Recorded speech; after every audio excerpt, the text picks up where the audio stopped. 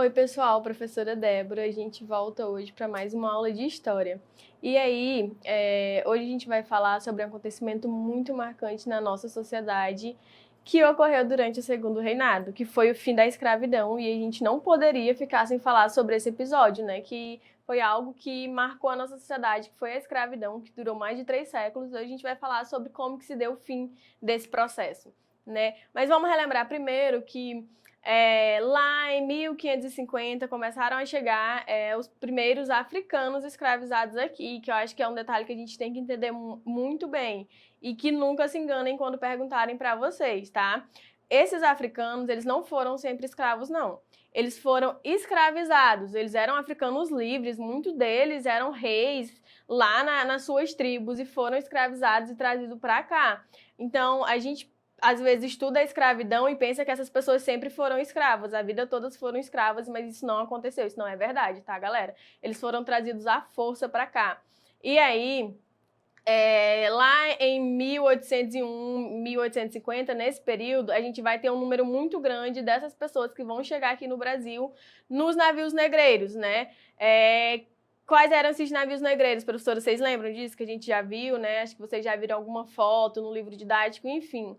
Nesses navios vinham os traficantes de escravo com outras mercadorias, só que o principal produto deles eram os homens, né? Eram os homens e as mulheres que estavam sendo escravizadas. E eles vinham em péssimas condições. Como vocês podem ver nessa pequena figura que está no slide, eles vinham embaixo, todos amontoados, um em cima dos outros, milhares de homens e mulheres, crianças, idosos, aglutinados um em cima do outro, deitados, um por cima do outro. Todas as necessidades que eles precisavam fazer, tinham que fazer ali mesmo.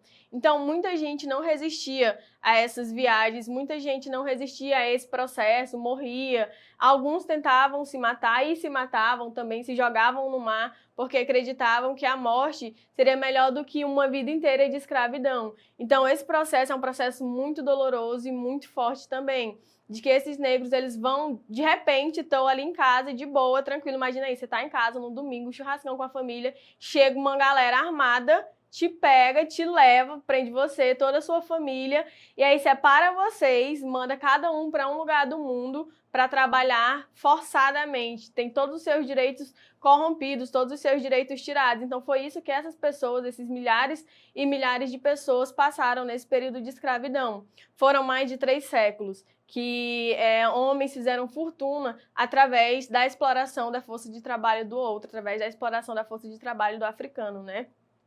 E aí, nesse período, aqui no Brasil, a gente vai chegar a um momento de que ter escravo não é só um artigo de luxo para os ricos, não. Porque durante um bom tempo só tinha escravos grandes homens, que tinham condições de comprar. Só os grandes donos de terra, enfim. Só eles tinham escravos. Mas a escravidão se tornou um negócio tão intenso, tão desenfreado, que qualquer pessoa que tivesse um dinheirinho ali, por exemplo, eu tenho uma tabernazinha, vendo lá minhas mercadorias, vou juntar um dinheirinho e vou lá e compro um escravo. Então era muito comum ver diversos escravos pelas ruas, trabalhando para os seus senhores, enfim. O escravo se tornou uma mercadoria muito popular no Brasil. Então o número de pessoas que eram trazidas para cá vai ser um número muito grande, vai ser um número muito intenso de pessoas que vão passar por esse processo de escravidão. E aí lembra que a gente estudou na aula anterior sobre a Guerra do Paraguai e de que essa guerra ela vai ter influência no fim da escravidão aqui no Brasil? Pois é, hoje a gente vai entender como que isso acontece.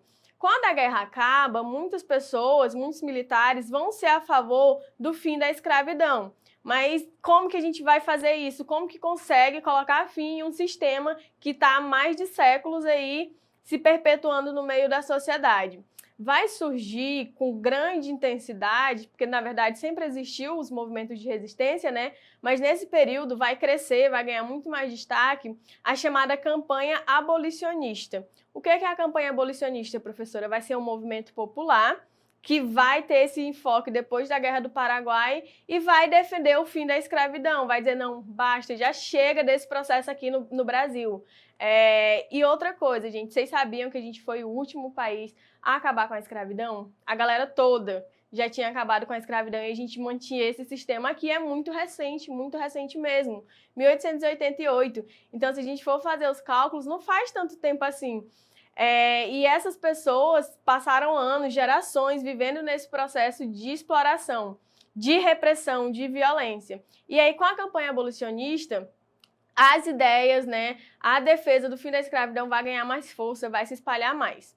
E como que eles se manifestavam, professor? O que eles faziam? Essa galera, como vocês já me viram falar outras vezes, é uma galera da discussão bem literária, bem intelectual. Por quê? Eles pregavam as suas ideias por meio de panfletos, por meio de artigos, de chats, enfim. E em alguns momentos também se reuniam nos famosos comícios, né? Vocês lembram que é um comício? Alguém já foi para um comício? Hoje em dia não tem mais porque a legislação proíbe, né? Mas, enfim, a galera se reunia nas praças para falar sobre o fim da escravidão, para defender o direito de vida do negro.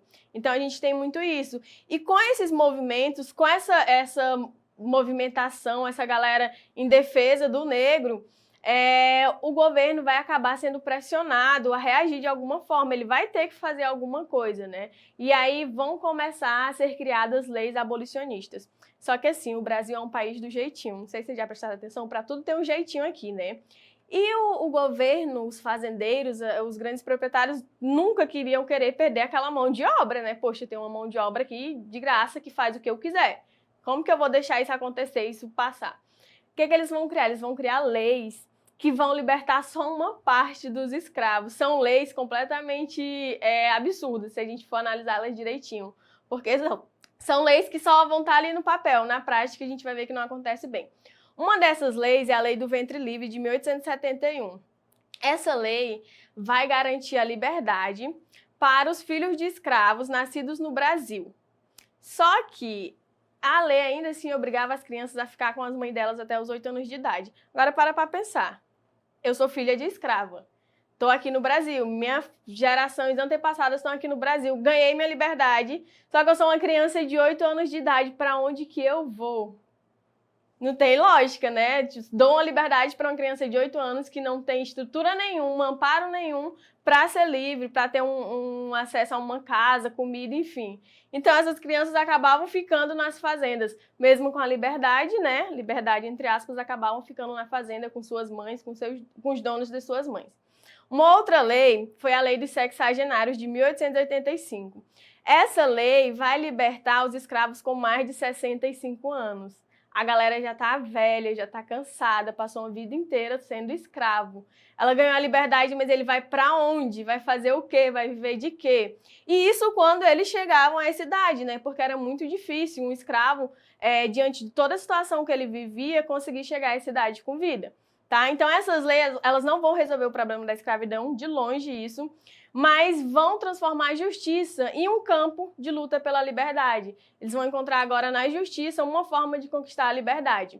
E aí lá em 1888 vai ser promulgada a Lei Áurea, assinada pela Princesa Isabel, que vai dar fim à escravidão no Brasil. Finalmente fim à escravidão no Brasil, professora, estava na hora. A escravidão acaba e aí o que acontece depois da escravidão? O que vai acontecer com essa galera? A galera ganha liberdade, mas só isso. Não tem condição nenhuma de vida. Então, os negros vão continuar passando por uma situação de vida muito difícil aqui no Brasil. Vão continuar sem direitos, vão continuar sem acesso a trabalho assalariado, sem direito a uma moradia, a uma alimentação de subsistência. O mínimo do mínimo é negado a essas pessoas, a esses ex-escravos. Ou seja, mesmo sendo libertos, eles continuam sendo tratados como se fossem escravos. Tem-se a questão do racismo estrutural na sociedade desde essa época, de que esses homens são inferiores, de que eles não têm os mesmos direitos que o branco, tá bom? E aí, só uma coisa que é importante a gente lembrar, viu? Hoje, a nossa Constituição, ela prevê que a prática do racismo, ela é um crime inafiançável e imprescindível, sujeito à pena de reclusão nos termos da lei.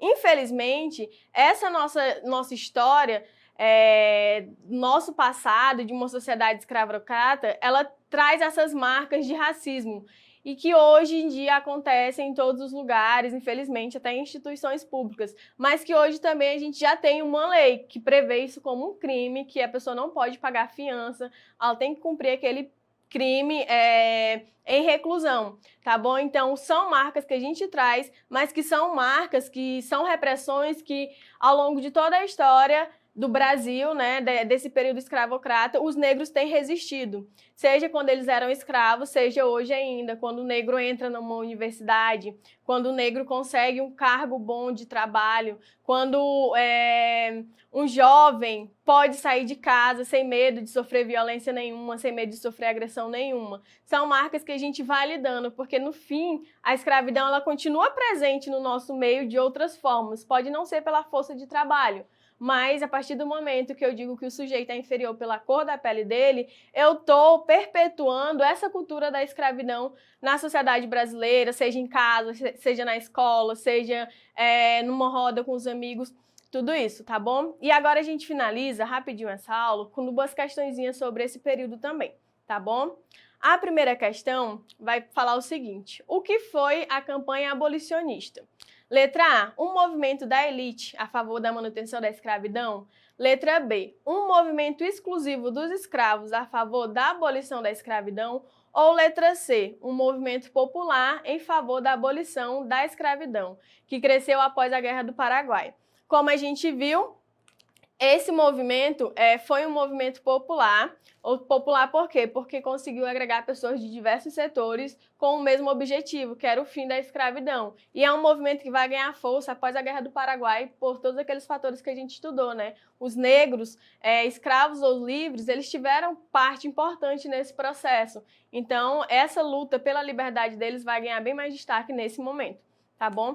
Questão 2. Qual lei abolicionista garantia a liberdade aos filhos de escravas nascidas no Brasil? Letra A, Lei dos Sexagenários. Letra B, Lei do Ventre Livre. Ou letra C, Lei Áurea. Professora do céu, é tanta lei nesse período, é tanta confusão nesse período, né? Mas relaxa, respira fundo que a gente consegue se concentrar e entender direitinho. A questão correta é a Lei do Ventre Livre. E aí já fica a dicasinha para vocês. Se a gente está falando de filho, de escravo, que vai ganhar liberdade, vamos só juntar ali as palavrinhas, Lei do Ventre Livre, ou seja, essas crianças vão ter o direito à liberdade, mas a gente vai ver que na prática não tem condição nenhuma para que essas crianças, para que esses sujeitos sejam de fato livres, né?